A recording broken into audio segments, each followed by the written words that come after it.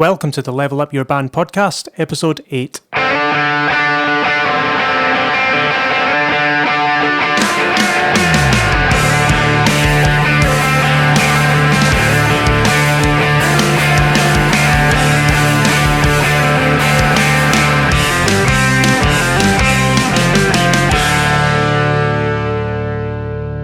Hello, we are back with the Level Up Your Band podcast. I am Gavin Patterson, and this is Julian Pombo. He's got a croaky voice. Why you got a croaky voice? I was mid-yawn. He was mid-yawn. Are you tired? I'm getting tired vibes off you. Yeah. I just that's what happens when you have two cats, and they either. So I'm kind of in a what's the is it sort of Damocles kind of thing? No, that's the wrong thing. Basically, I'm in a sort of catch-22. I think that's the right thing. So it's either I lock the cats out in my bedroom, and then they wake up at 5 in the morning and they want fed, and they destroy my carpet and wake me up at 5 in the morning, or I let them sleep in my room, and then they let me sleep with the occasional but you have a cat on you at all times. It's like having a paralysis demon on your chest in real life. Sleep paralysis demon. Don't get pets. No, do get pets. They're good fun. But you love your cats, really? I do love my cats. I sort of love and hate them at the same time. Not a cat person. Yeah, one of your cats is sound, nice little cat. A regular old cat. Keeps herself to herself, does the cat stuff. And then there's the other cat, the other one. Yeah, the other one. the fat, needy, I call her Jabba the Hutt. Because she's just, she's fine. She's loud. She's tiny, but she's so loud. Mm-hmm. And it's like it's not even a proper meow. It's like the most pitiful squeak, but it's she can you can hear her squeak 100 miles away, kind of. It's the knocking stuff over and that too. Yeah, you'd be sitting in Julian's living room and you just hear this. Okay, that's a smash thing. What was that? Yeah. Yeah, cats. Not my thing. Don't know if I would get cats again, but they're good fun. I'll enjoy them while they're here. You're a dog guy. Oh, 100%. Yeah. What kind of dog? I don't really mind what kind of dog. I like all dogs, all shapes and sizes. But we're not here to talk about dogs. This is a music podcast. Dogs listen to music, right? Actually, there was a study. You're not really going to get me into. Sorry, there was a study done by Glasgow University where they put music in kennels.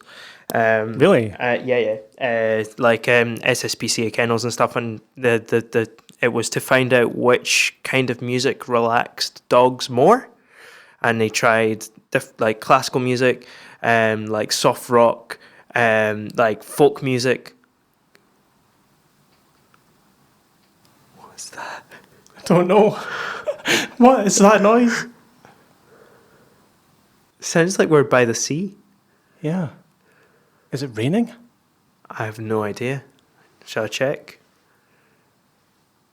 Should we start this episode again? No, I want to see what it is.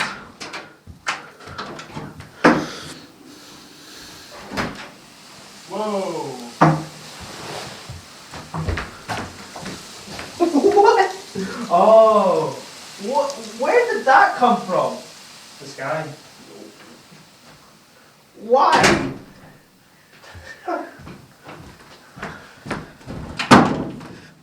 Wow. If you do hear a bit of background noise, it's violently hailing outside as we're recording. Just came out of nowhere. Wow.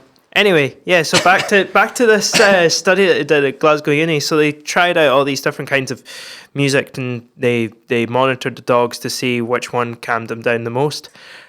Turns out dogs really like reggae. So that myth of classical music calming down animals, statistically, not Reggae. really. Oh, okay. Dogs are well into reggae, which says a lot about dogs and it says a lot about me. So, but anyway, back With to that, let's help some people. let's actually help level some up their people. brands and stuff. We've helped dogs. Right. Marketing. So this episode is going to cover quite a lot. So we'll try and You know more about this kind of stuff, Gavin. So I'm going to let you kind of do it. I've got some opinions, but okay. So basically, marketing, the way you should approach this, the way you should kind of think about it. It kind of sounds like one of those horrible businessy terms, like, let's talk about your marketing strategy and let's talk about marketing. Something that some lawyer lawyer would talk about, or something that's very not bandy. But you really should think about it and try to think of it as reaching more people. That's essentially what you're trying to take your thing, take your brand, take your band, your music, and reach more people. Yeah. If you don't have marketing, you will not have an audience. Even if it's low level. And it really goes down to even your name is such an important part of it as well. Yeah. So the most important thing that I would say to do with marketing is keep your message consistent. Mm-hmm. It's so key. We'll get into that, but if your overall brand is inconsistent, your potential audience and your current audience will just lose you. You'll just if you're like, you put out some material and it's like everything's all like super bright colors and all the everything's all we are this band, and then overnight you change your branding and it's all like black and white and like dead sterile and that dark colors and stuff. People are going to go, wait, what's going on?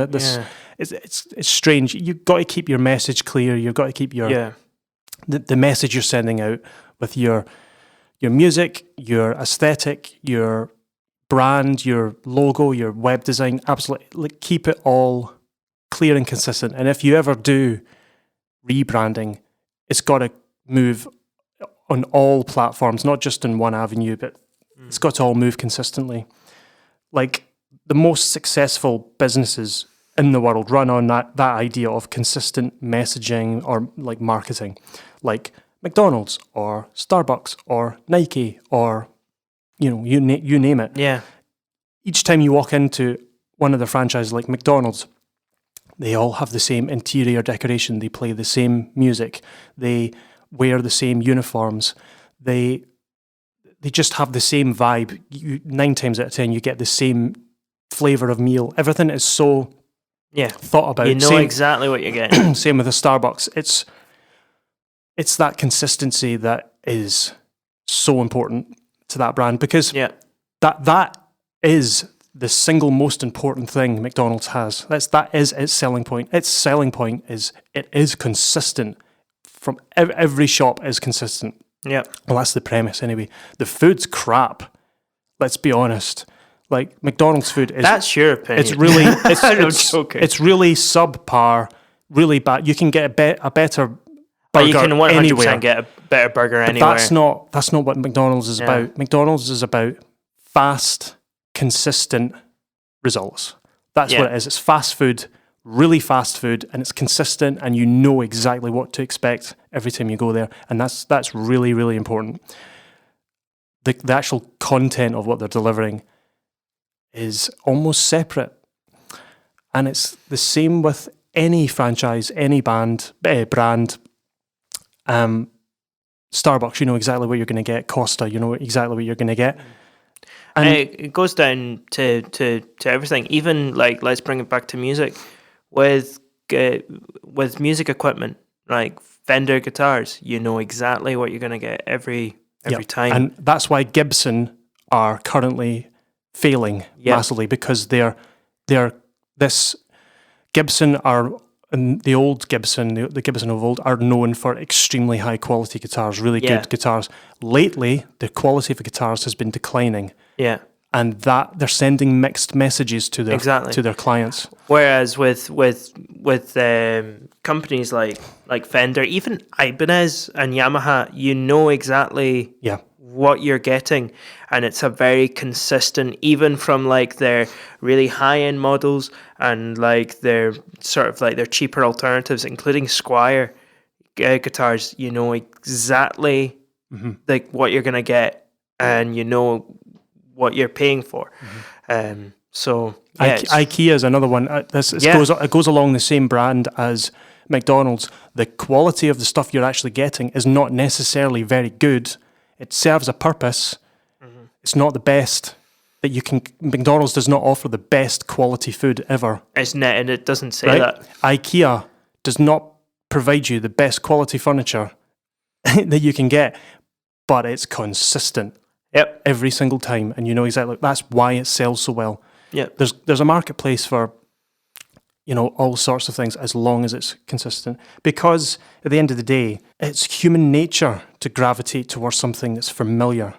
If you establish a recurring message and set of ideas that don't change, it's at the heart of any brand, people will always want to come back because it's something that they're familiar with. You know, that's why it's so hard to break as a business, as a new franchise, because it's a lot of grinding until people get into your rhythm of your brand, and then they start. Like if you're buying a new brand of, I don't know, crisps, and you've heard about the brand but you've never really tried it, and you try a couple of packets of crisps, and you're like, I'm getting, and then you start to go, yeah, actually these are really good, and you just know what to expect. Every packet's the same, and you're like, yeah, we'll stick with this brand. But it's trying to get them in the doors, the most difficult part. But keeping them is easy if you keep your brand consistent. That way people always know what to expect. So you're thinking, why does this apply to me? Because I'm in a band. Well, I'm not a packet of crisps, and you're not. And I'm not a packet of crisps. How dare you? Although I know a band that's called Crisps. But anyway. Your band kind of is a business, whether you like it or not. You write, you record, and you play music, usually in exchange for money.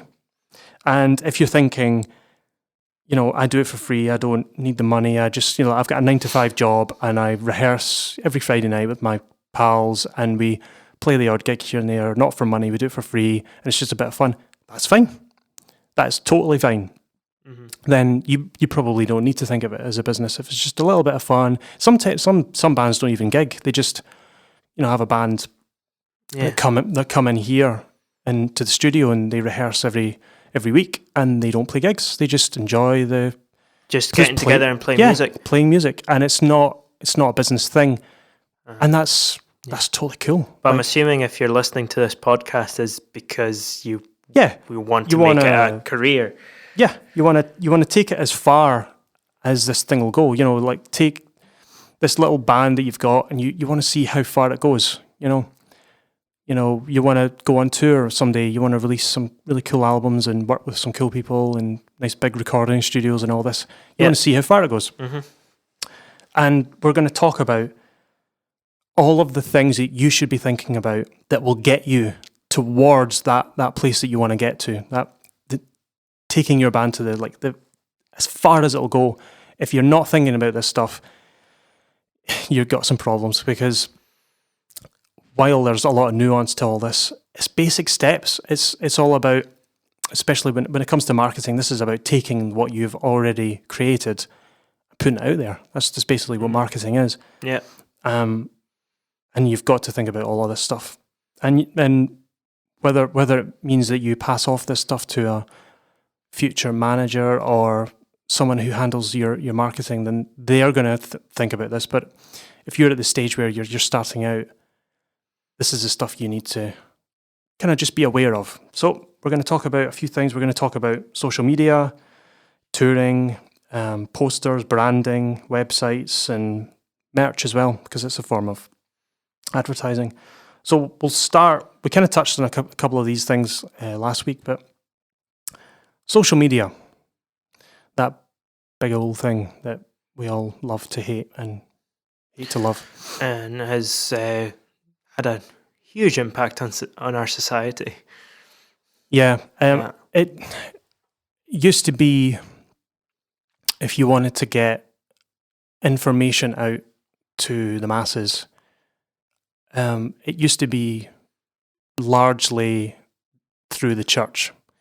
That was the kind of main way of getting information out to a large group of people. And then the printing press happened, and it was a huge revolution. Yeah. And newspapers happened, and where you got your information was via the printing press. Libraries opened up, and you had knowledge, human knowledge, printed down on paper, and street heralds, and just all this. Like the first time information was accessible to people, and advertising came along with well-known brands, and things developed along the line. And things keep moving. Television was invented, which was a new avenue of telemarketing and telephones. And now we have this thing called the internet and social media. Like people say, oh, social media is doing this and that, and it's just killing things. These skeptics have been around since day one. When the printing press came in, it was like, oh, this is going to be we're all going to die. Like, it's going to be terrible. Social media is it's exactly the same as the invention of the printing press or the invention of television. It's just another avenue that people can use to communicate and exchange information. That's basically all it is. And I get this often, just because I interact with a lot of bands that come in the studio. Oh, we don't really do the social media thing. We prefer the old-fashioned. No. Why? Why? Like, that's where your audience are. Like, you're missing out on a massive... Like, yes, we have problems with social media. It can be largely toxic most of the time. I mean, like, just the internet is horribly toxic. Yeah, like, but it's that's not just a social media problem. I don't think that's just a general internet problem. Of course, I think, but the premise behind social media is that it is social. It's like that's where people go to have conversations, and that's usually where it all goes wrong. But you shouldn't just write it off because I don't really know much about that internet stuff. Like I prefer to just put up posters and do it the way we did it when I was in 1980 something. Sure. If you want to appeal to people, you've got to go where the crowds are. You've got to go where people are, whether you like it or you hate it. And social media is where everyone is. It's if your audience is over the age of 70, yes, I can see there's maybe an argument there that you're not your audience is largely not on the internet, and you might be better doing like the old-fashioned way. It depends on who your target audience is, but largely anyone under the age of 60, or even there are older demographics that are on Facebook and do watch YouTube and are interacting with these things, but largely you want to be on the internet. So we talked about this maybe 3 or 4 episodes back. Facebook ads, and should you use them? Should you run them? I would say entirely depends on what you're advertising, whether it be a gig or an album or merchandise. A tour. Now, I'll say this right off the bat. In my experience, the best form of marketing and promotion is video content. Release regular, weekly, twice weekly, consistently video content. Now, what does that mean if you're a band? So even if you're not really doing anything, there's no gigs coming up, but you're rehearsing and you're out with your band, maybe you've got a band night out, you're going to see other gigs, stick a camera on in rehearsal. Like, we're working on this new tune, couple of minutes, you've got a little video, stick it up, and it just, as you're scrolling through Facebook, these wee videos will pop up, and that band that I like, they're cool, and they're in the studio, that's pretty cool. And it's, even though you might not necessarily get many views, and it's like, oh no, we're not doing well, there's only 4 likes on it, it's just reminding people that you are there and you still exist. If you do it regularly, it is almost always better than spending money on Facebook ads. But there is a place for Facebook ads, I think, and Instagram and all that. So when you have a Facebook following, and Facebook do that lovely thing of restricting how many people see your posts, you have to pay Facebook to make your content visible to people who already like your page, which I think is rotten. But that's the way it is. I would say for something that you can get a return on investment, so posting about a gig and promoting it, I would say that's worth it. Yeah. In some regards. If it's a big album launch and you want to sell the place out, I would say almost always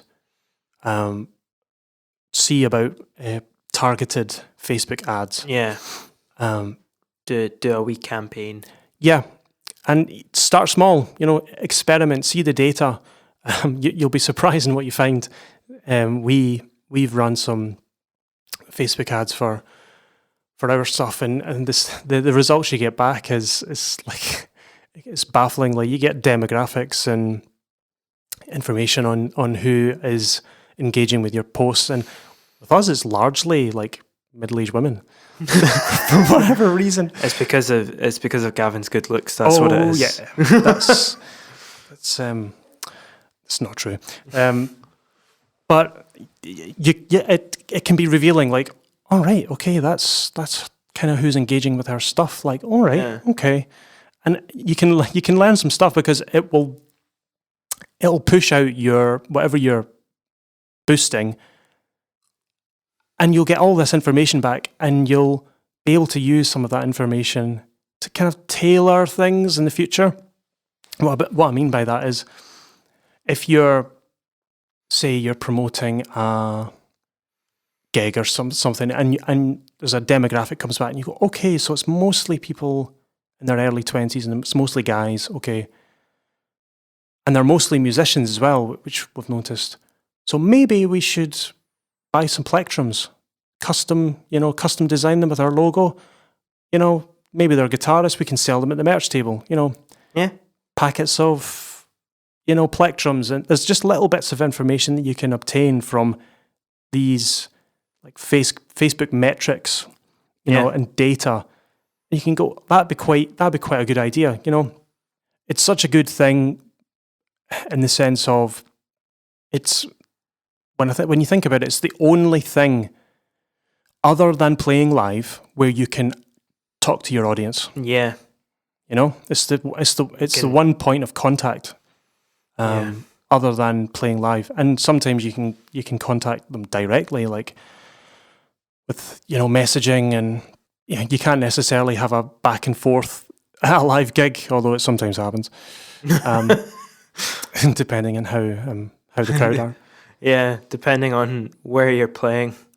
Yeah, yeah, the odd drunk, squeal from the back. Oh, this is gonna be a very strange opinion. I really like hecklers. Oh yeah? Oh yeah, I enjoy them because it adds a dimension, and it adds a bit of banter, for sure. I do enjoy a good heckler. But you can tell the difference between a good heckler and a bad heckler.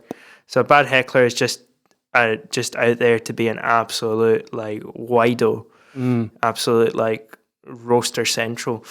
But like a good heckler is just wanting to have a bit of cheeky banter with you, and it can be fun. And it can add a lot. So don't knock down all hecklers. They can really add to your performance, especially if you know how to deal with them.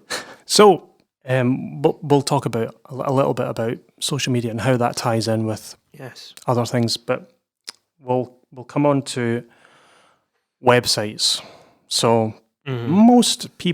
most bands don't have a website. They use Facebook as their main, their sort of main home. That's their home hub, Yeah. if you like. It took me a wee while to get around to the, like me personally, I was just like, why do I need a website? I've got like Facebook and Instagram, I'll just use that. Yeah. See, the thing about But, yeah. Yeah, the thing about websites is it's your own little sandpit. Yeah. When I'll talk about sandpits, like if you're basing your entire band's hub, home. That's where people go to find out things about you. They go to your social media, your Facebook page or whatever. It's all there. You are playing in someone else's sandpit. You're playing in Mark Zuckerberg's sandpit, and you have to abide by his rules that he sets out. You have, when you post things, he dictates how many people see your posts. He dictates what you post and how often you post, and that is subject to change at any point. He can change the rules of Facebook, and it kind of, you're at the mercy of Facebook's business decisions.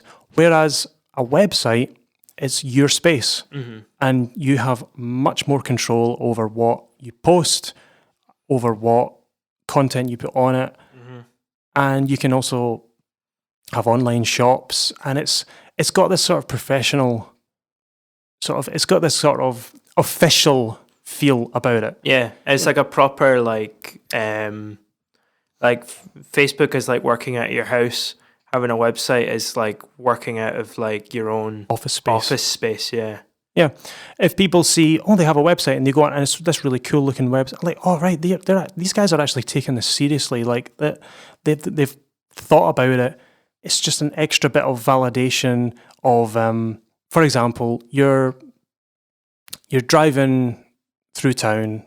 It's nighttime, and you want to get something to eat. You want to go to a restaurant, and you see these. You park up, and you see these two restaurants side by side. They kind of do similar food, and you go, right, okay, which one should I go to? The prices are kind of the same. You look at the menus online or whatever. Right, we'll look at the reviews. Right, so one of them has 61 5-star reviews. You go, wow, that's pretty good. Okay, well, maybe consider that one. Right, we'll look at the other one. Check what's happening there. 2,500 4.5-star reviews.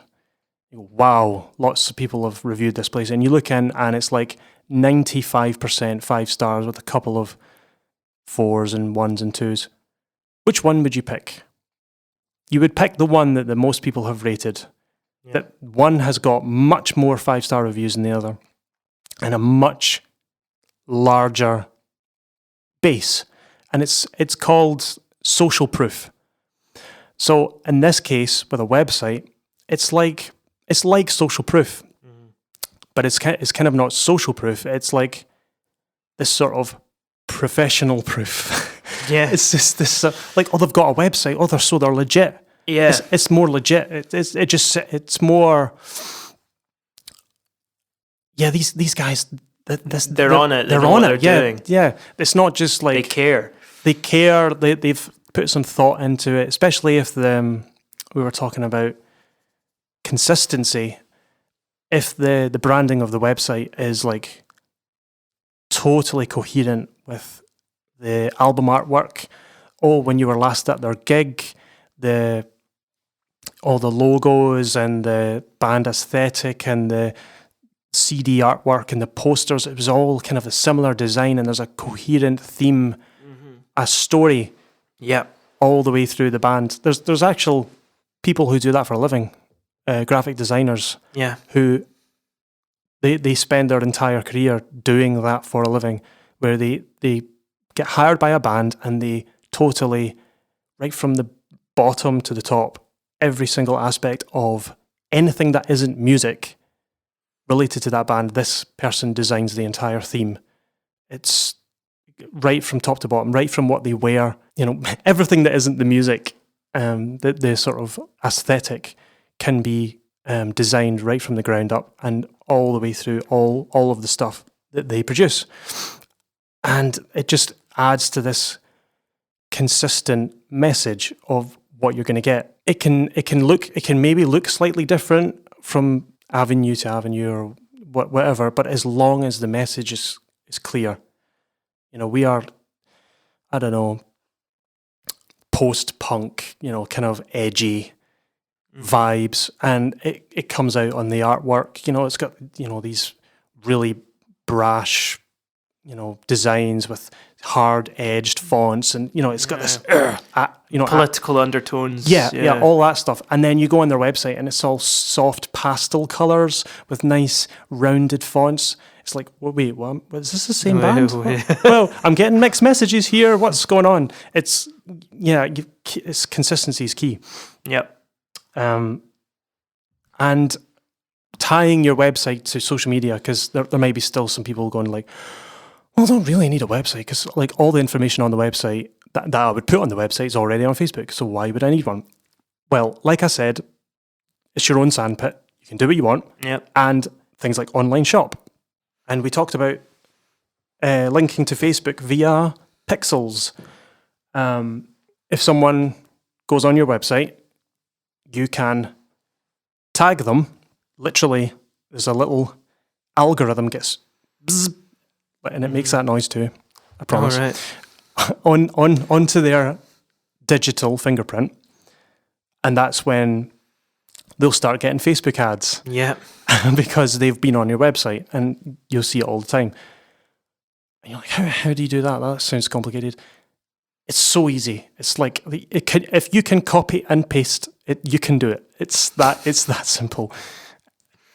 You need to, if you say you use Wix, because or how many YouTube ads you get for Wix. If you even Wix and Squarespace. Oh my god, it's like all I get. Every YouTube video I watch is this video sponsored by Squarespace. So this podcast is sponsored by Square. Imagine. I hate it. It's gonna happen. They must be spending a fortune, an absolute fortune. It's either that or that mobile game Raid Shadow Legends. It's either that or Squarespace. Oh no. Or some VPN. Yeah. Right. So yeah, Facebook Pixel. You can get tutorials online on how to implement it. It's so easy. You go on to your band Facebook page. You'll find somewhere deep in the bowels of Facebook there will be a code that you can inject into your website called a Facebook Pixel, or it's the other way around. I can't remember. It's been a while since I've done this. And if you use Squarespace or Wix or WordPress or whatever, there will be a drop-down menu somewhere talking about like social links and Facebook Pixels. You can implement this code that links to your Facebook so that when people go on your website, they will be tagged and they'll come back onto their social media and they'll immediately be delivered a Facebook ad only if you are running it. So when you're selecting, say you want to run an ad and you have different options like, I want to advertise to people who are, between 18 and 25 years old, male or female or whatever, and only live in this area. Well, one of the options that will open up is your Facebook Pixel.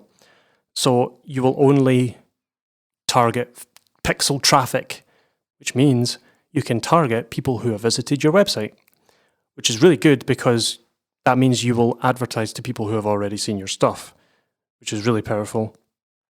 So if you've got an online shop selling merch and people have already been on your website and you make a Facebook ad saying, if you like our stuff and you want to support us, maybe buy a t-shirt and it's a really cool design, then you boost that ad on Facebook with, boosting it to your pixel traffic. Then those people go, oh yeah, I was on that website like a week ago. Oh, I didn't know they did t-shirts. Click. And then they'll go through to your website, onto your shop, and ideally follow through with the payment. But it's just, this is a small sort of thing you can do just to market yourself to people who already know who you are. And if you want to learn more about who is coming on your page, Another thing you can do is install Google Analytics. Yep. I don't know if you've ever used Google Analytics. No, I did check mine out because I was getting targeted certain ads. Yeah. And I was just like, I don't care about these things. So I just went through it and I was just like, stop showing me this Yeah. and this and this because it's annoying. So it now only shows me guitar ads.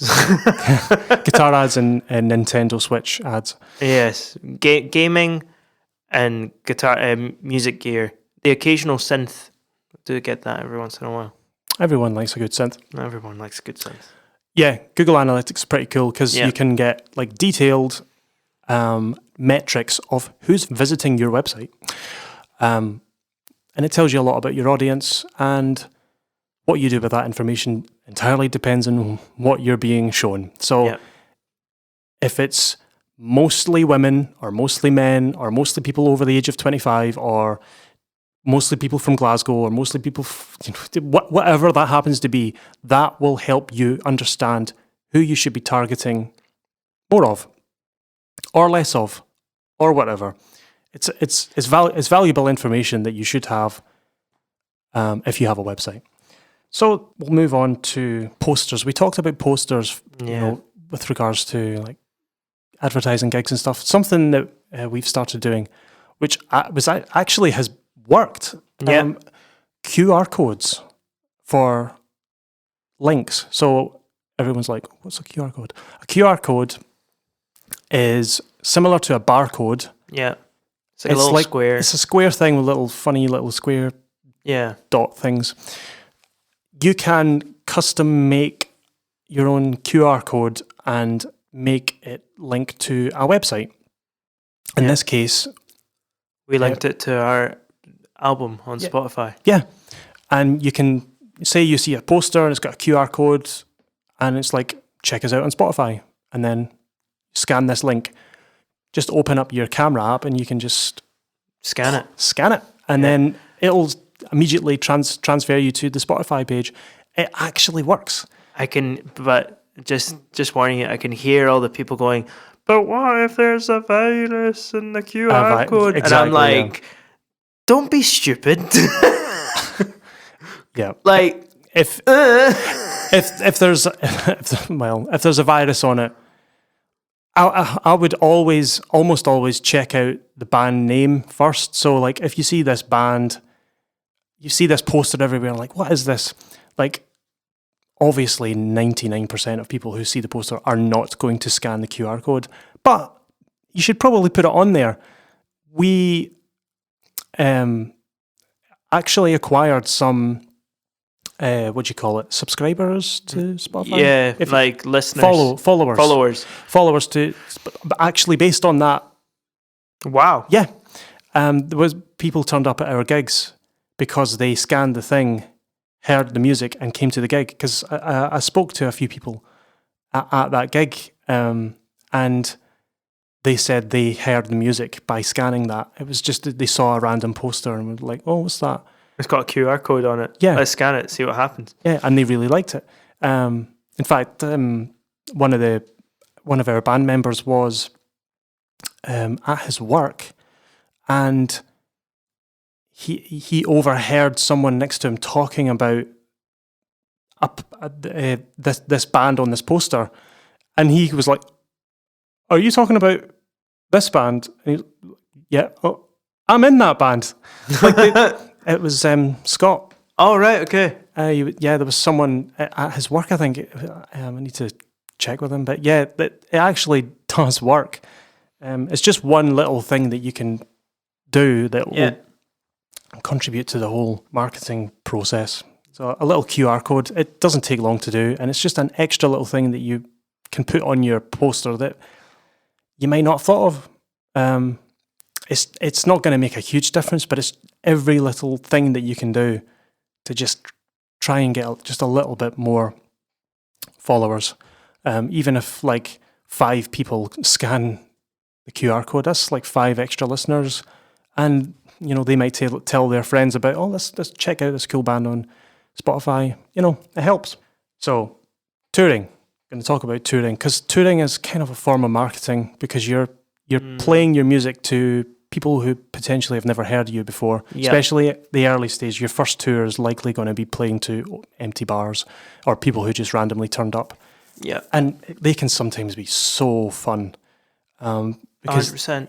they don't expect you to be there. And if you go there and, you play a really tight set, they'll be like, this is honestly the best music like I've heard all year. I can't believe that this is so good. Yeah. It happens. So we're going to talk about how you choose where to play, what venues to book. Well, when we did our tour, we kind of thought about in the UK anyway. There's a lot of places that are just like culturally quite what's the word? Culturally starved. So like there's these places in the middle of nowhere that nobody wants to go to, and there's just not a lot going on except at one, maybe like a very specific time of the year where they maybe have like a really short festival or something. We were kind of picking it along the lines of like, rather than doing like a tour where we played in Glasgow and in Edinburgh and all the major cities, you're more likely, because you are just a little fish and you're going to all the big ponds, you're going to get lost. Whereas it might be a good idea, because you're just a wee fish, to go to the slightly smaller lakes where the fish are kind of a similar size, and other fish are going to go, whoa, look at this fish. I don't know. Look at this fish and his cool hairdo from the city. Like, yeah. So we were lucky, like in the sense our genre is very Scottish folky, and a lot of the places we were hitting up were rural, middle of nowhere tourist destinations. There was a lot of people coming and they wanted to get that Scottish vibe, and we were playing Scottish traditional music, and they're like, this is so cool, wow. With a modern twist anyway. And we found our audience by doing that. Like we found these like really wacky, sort of cool hipster venues in the middle of the Scottish Highlands, and just people love that style of music. It's not going to work for everyone.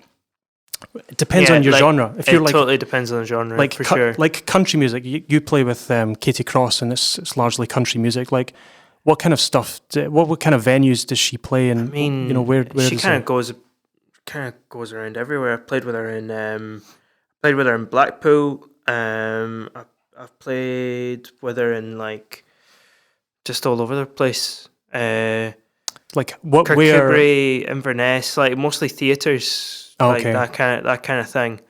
So she'll be playing I'm imagining she'll be playing to a certain maybe age group, or similar sort of audiences to 100%. Yeah, people who like that style of music. People who just like country music. How would you say people find that place to go that you can guarantee will like your style of music? Like, could you have played those venues as a thrash metal band? Oh, no, you couldn't have. Okay. And it's to do with the kind of population of these kind of places. Mm-hmm. Like, let's have a look at Blackpool maybe, but that Blackpool, that was part of like a British, like a country music festival. That's what that gig was. So people turned up who are country lovers from all over the place and went there to see her. But when like if you're a punk band and you go up to Ullapool to play the Cayley place, great venue. It's a fantastic venue. Highly recommend it especially for musicians like Scottish folk, or like even like jazz bands, acoustic. like that acoustic kind of bands. Then it's 100% like an excellent place. It's just got to do with the population there. Like in Ullapool, like when our audience, we had some like maybe like a couple of young families turn up, but no, like I didn't see any angry 15-year-olds that are just done with society and are looking for an escape. Those kids aren't in Ullapool. They're Yeah. somewhere else. Yeah. So you need to go where those kind of people are, and that will be like the bigger cities and Yeah. and towns and things like that. So that's what you kind of have to look at. Our people that listen to our music, our audience is quite diverse, because you have some older people, and but we do get some younger people coming to listen to us as well. So it totally where Research ahead. yeah There's no point in booking a tour and just picking, this venue seems to get good ratings, so I'll go here, because it might not be drawing a crowd that would like your music. Yeah.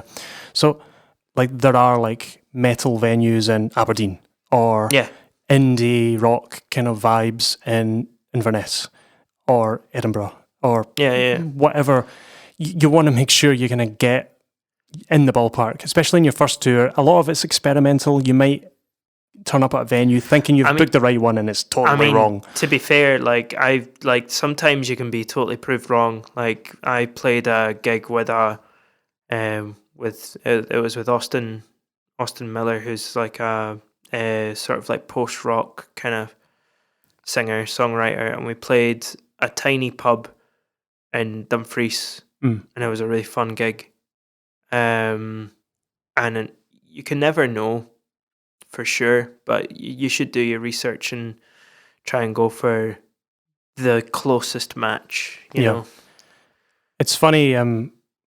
Touring at the very first stage of touring, when you first ever do it after your first release, it is largely promotion, marketing, because I would say 95% of the people that saw us on our first tour had never heard of us before.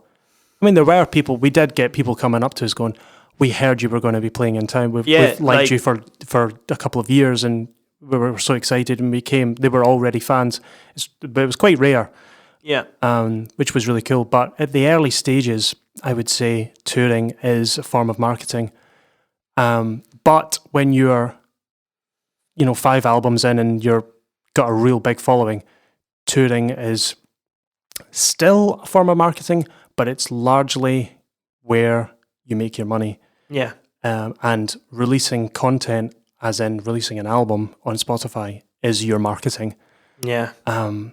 Like if you are The Who, for example, if you are The Who, releasing your new album is the marketing for your tour, for your gig. So they're doing a tour in March, and sold out. They've sold out all the biggest venues across the country.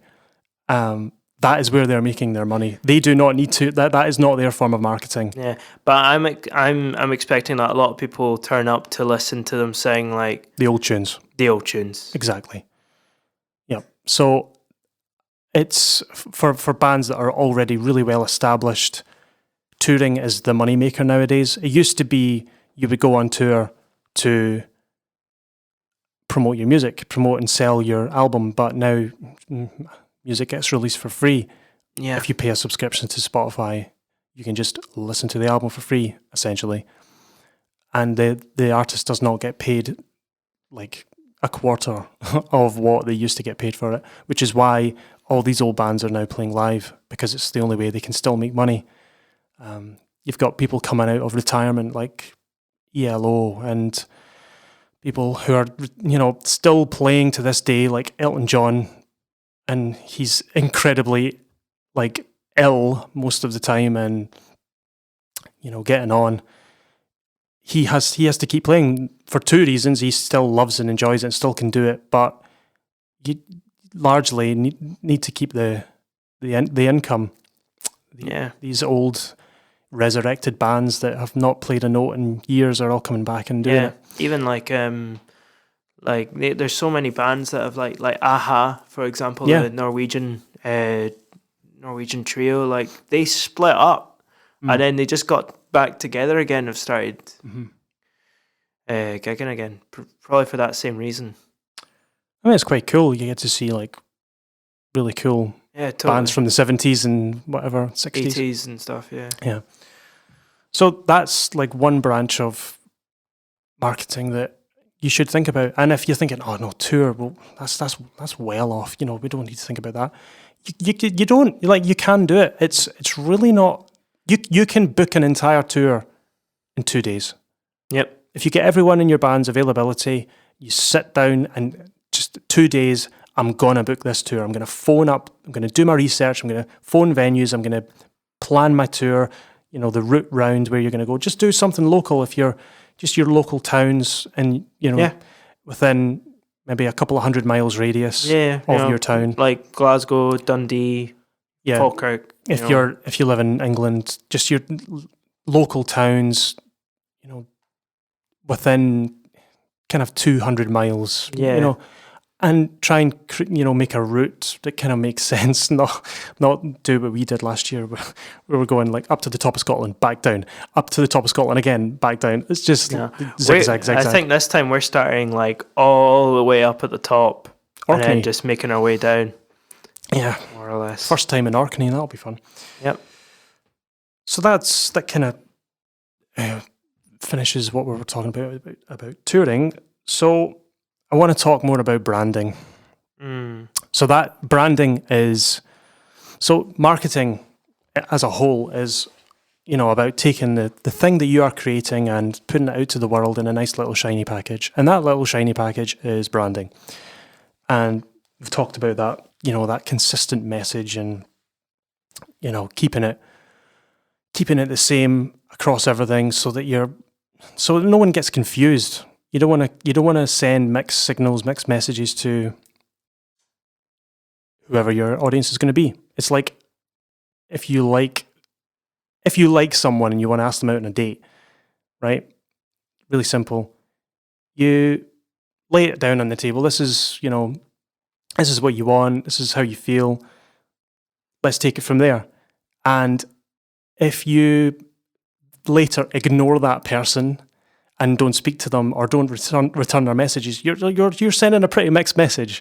You know, you've got to keep it consistent. Look at me giving relationship advice, eh? Do not take that as relationship advice. This is not... Do as we say, not as we do. Yeah.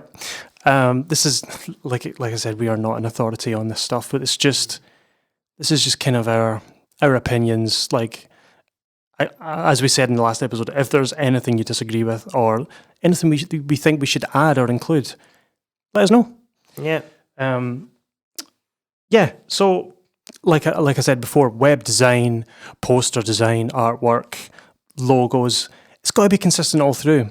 Otherwise, it's like, what's going on? Maybe they hired a different graphic designer to do their website than they did the logo. That's fine.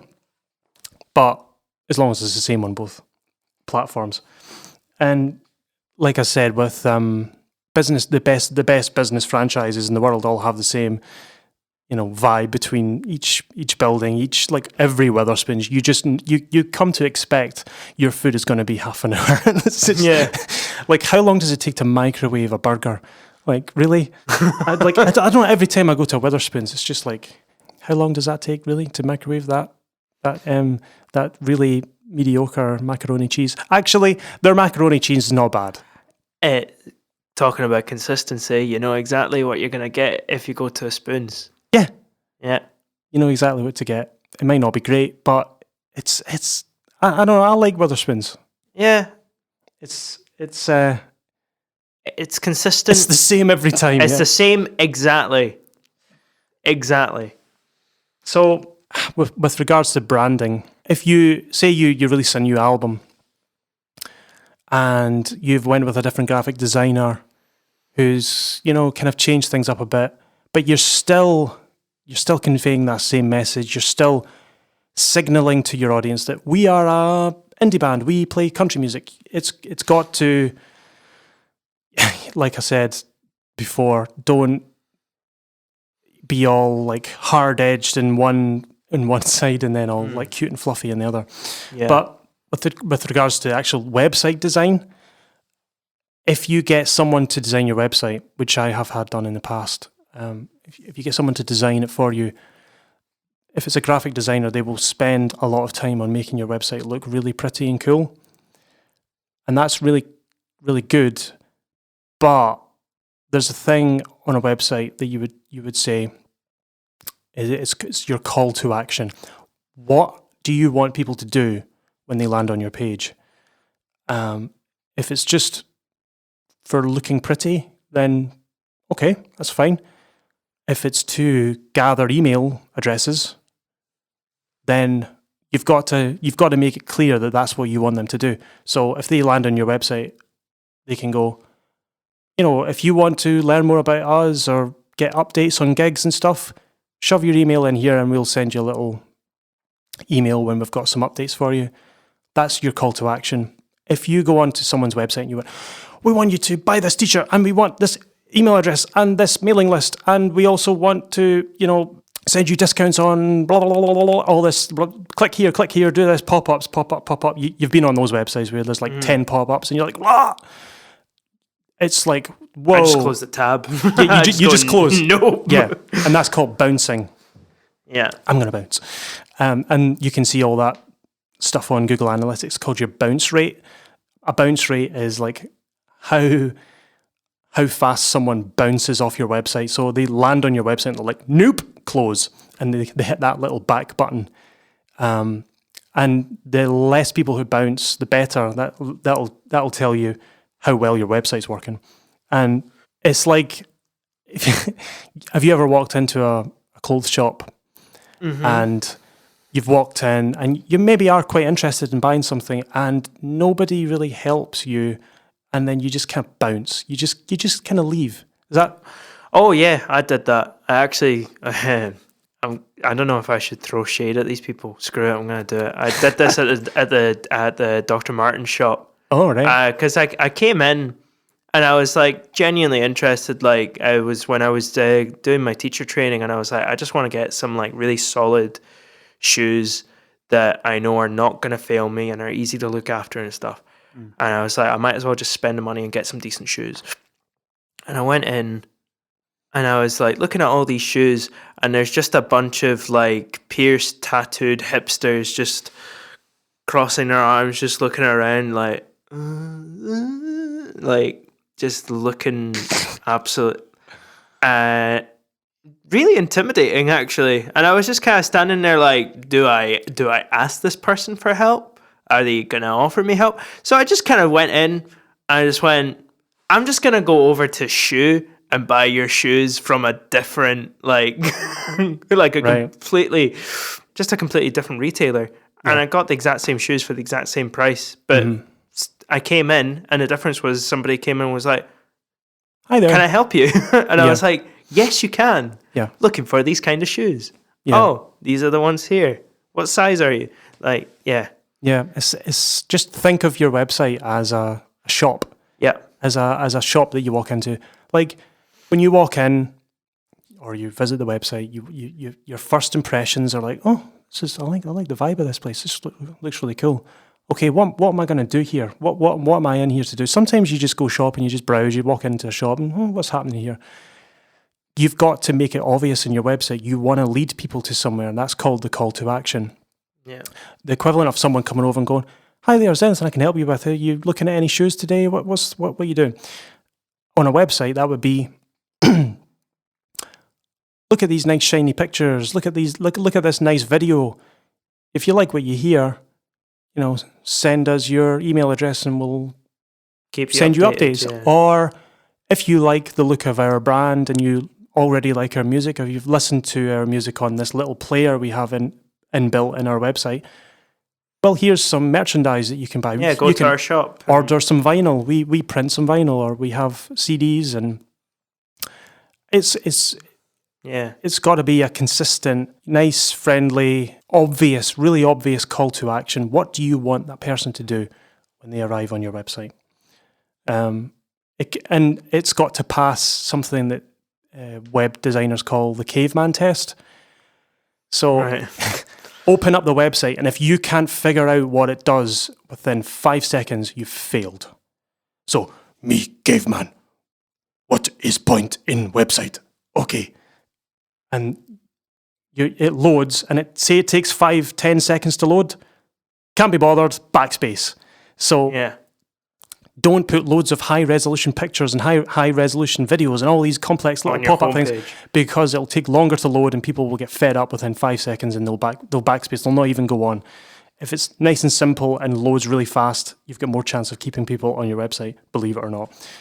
It's mad, I know, but I'm guilty of it. If a web page does not load within 5 or 6 seconds and it's not my fault, I have 4G, I will not browse on that website anymore. I'll just move back, unless I'm really, really wanting to, of course.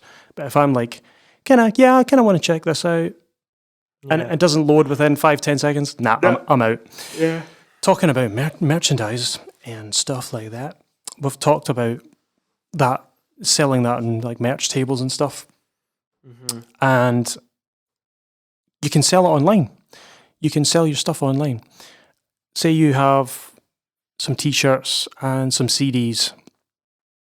Now people are going, oh, CDs? What's that? Like, nobody buys CDs now. Well, yeah, they kind of do. They do, yeah. CDs are really cool because don't think of them as selling your music that way. I don't understand that argument, because people buy vinyl as well. Yeah, it's a cool thing to own. It's like a business card, really. Yeah. A CD is kind of like a business card. And that it's more valuable than a business card, because business cards end up in the bin. But I hate business cards. I think they're such a waste of time, largely. And like they're only very useful in one particular. If someone asks for it, Yeah. that's when you should have them. Should you, as a band, have a business card as an originals band? No. Absolutely not. As a wedding band, yeah. Yeah. Oh, have you got a business card there? My cousin's thinking As of a booking solo wedding band. musician, yeah, because it's got all your details. Yeah, like your email address and your phone number. Oh, Yeah. you're a really cool bass player. I'm maybe thinking about, needing a session bass player or something. Booking you for a recording or whatever. That's when you would use them. But a CD is kind of like that, because it's got all your music on it. It's got some cool artwork. Maybe you've got a little booklet inside with some cool pictures. Yeah, I mean, it's all there. It looks cool. I don't know. I enjoy opening up a CD and just having a look at the effort someone's put into. Yeah. Especially if it's like an independent band with no record label and they've done this all themselves. It's actually quite. Yeah, it's cool. You can take pride in making up a CD. We talked a little bit about merch and how no one carries cash. Yeah. So card readers. They are a lot easier to work out than you think they are.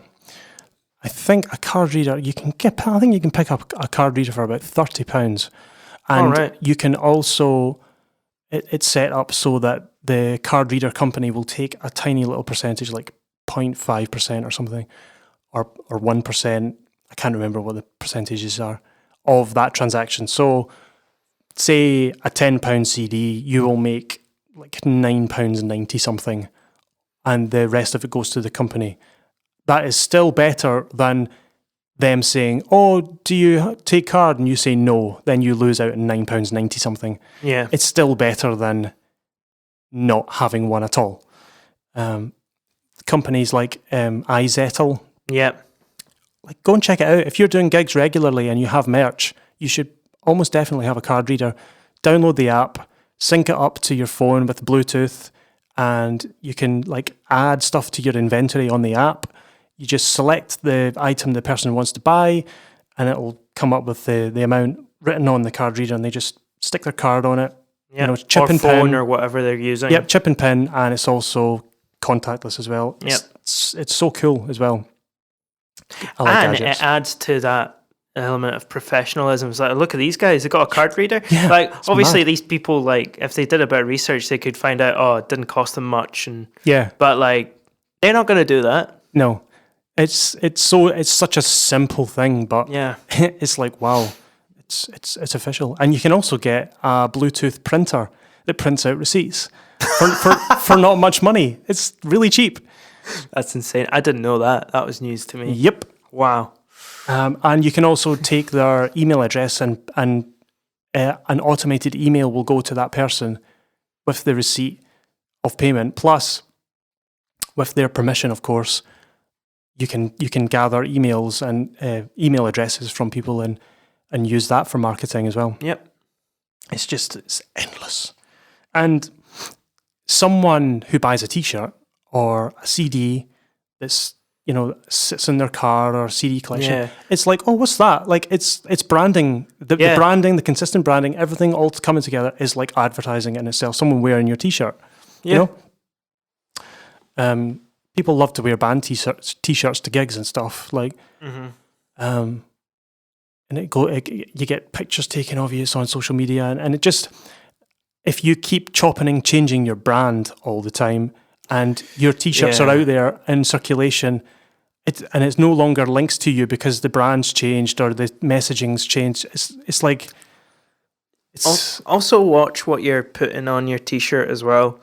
Like, for example, you're probably going to have to bleep this out. It's the best example I could come up with. Like, say your band is called Anal Prolapse or something ridiculous like that. Don't call your band that. First of all, don't call your band that. But if you're really sticking to your guns, are people really going to buy a T-shirt that says that on it? That Probably just says something people. completely obscene. It's going to be like 0.00001% of the population of the entire Earth that would wear something that. Having said that, I've been abroad and people who don't speak English, it's not their native language, and they're walking around with obscene things written on their T-shirts in English, but obviously no one can read it, so it's fine. Yeah, I've seen that a few times, but that's rare. That's another thing to think about.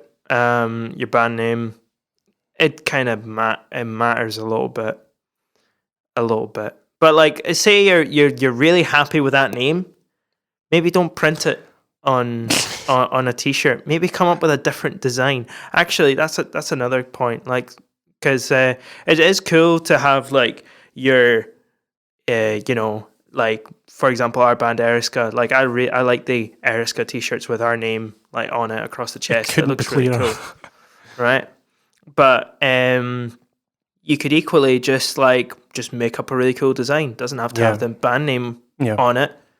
People are still going to ask, as long as where did you get that T-shirt? Yeah, exactly. As long as it's like consistent and recognizable with what you're doing. Yeah. If everyone recognizes that thing as part of you, like the sort of the RAF thing, the sort of thing that the Who use. That's like the Who, and the lips with the tongue thing. That's the Rolling Stones.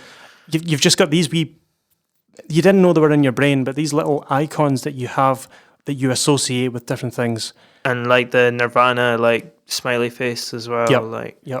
All that stuff. Yeah. It almost doesn't matter what it is, as long as it's consistent. Yeah. You wouldn't even have to have like Nirvana like underneath it. You could just have that smiley face. I would know exactly what that is. Yep. And if somebody didn't know, someone's going to ask, you know? Golden arches. Yeah. The little tick, Nike. It's these little things that you see often enough, it starts to mount up. Mm-hmm. So yeah, we've covered quite a lot there with regards to marketing. There's a lot to take from that. Yeah. But we're gonna wrap up, and we don't know what we're gonna talk about next week, but we've got a couple of ideas, so it'll be a big surprise to you and us. And if you have topics that you want us to cover, very personalized topics, then let us know. Yeah. And we will talk about them. Yep. So we'll see you next week. Bye. Bye.